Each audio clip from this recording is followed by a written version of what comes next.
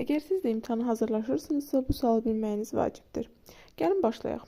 Sualda deyilir ki, perimetri 16 kök altında 6 olan ABCD kvadratında bucaq EMAD bərabərdir bucaq MCD bərabərdir 15 dərəcə olarsa, AN parçasının uzunluğunu tapın. Əvvəlcə verilənləri qeyd edək. MAD 15 dərəcə, MCD 15 dərəcə və kvadratın perimetri verilib. Biz bilirik ki, kvadratın perimetri 4A düsturu ilə tapılır.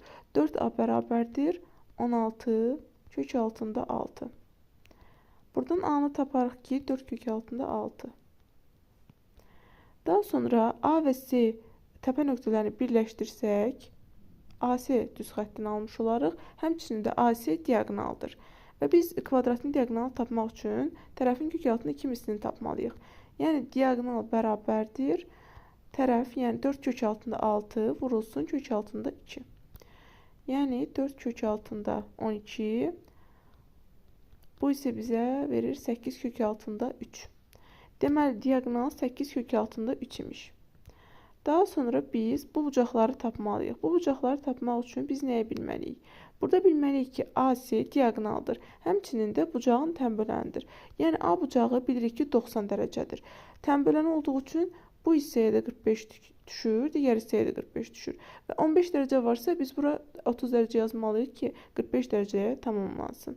Deməli, burada biz bərabər yanlı 3 bucaq almış oluruq və M bucağını tapmaq üçün 180-dən çıxmalıyıq 30-30-un cəmini. Yəni, 120 dərəcə.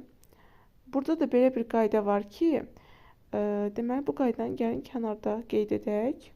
Bərabər yanlı 3 bucaq üçün təpə bucağı əgər 120 dərəcə olarsa, oturacağı bitişik bucaqları 30-30 olar.